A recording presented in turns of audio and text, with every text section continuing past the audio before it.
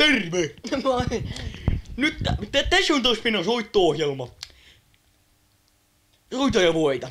Ja nyt on ollut siis viime aikoina rasvan viikko, ja rasvan viikkoon johtuen meidän tunnuslauseemme on soita ja voita, niin voit voittaa kilon voita. Ja myös Shakilsen pastakastiketta myös lisänä.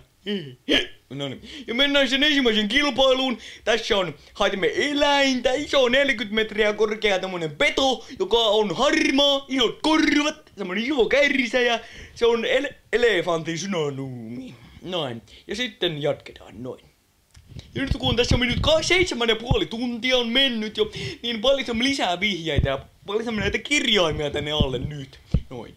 Eli nyt sitten se on semmonen iso peto, niin kuin minä sanoinkin jo, mutta se on kasvissyöjä silti. Semmonen isot hampaat. Sillä. Noin. Ja nyt kun on tässä 7 viikkoa mennyt jo, paljastamme tämän numeron tänne alalaitaan, noin. Ja paljastamme lisää tässä vihjeitä, niin. Eli myös nyt kun soitat tänne, me esitämme teille 10 jatkokysymystä ja 100 lisäten riippuen oletteko tyhmä. Ja sitten jos vastaatte kaikkiin oikein, niin hitain valitaan sieltä, joka pääsee meidän kilpailuun ja soitamme teille sitten takaisin ainakin puolen vuoden päästä. Joo. Terve! Ja nyt kun on 17 viikkoa mennyt, me löysimme meidän voittajan täällä.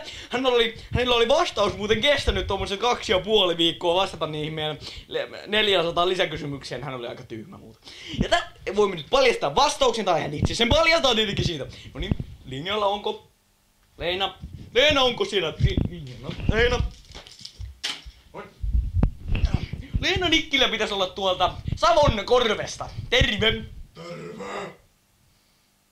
Onks Leena puhelimessa? Kyllä on. Joo. Tiedättekö mikä tän vastaus tähän norsuun on? Kyllähän minä sen tiedän. No sanoppa se sitten. No eikö sen mikään norsu, joku norsu? No väärä vastaus on kameli tässä. Hyvä yritys. Onnea ensi kertaa. Joo, kei hei.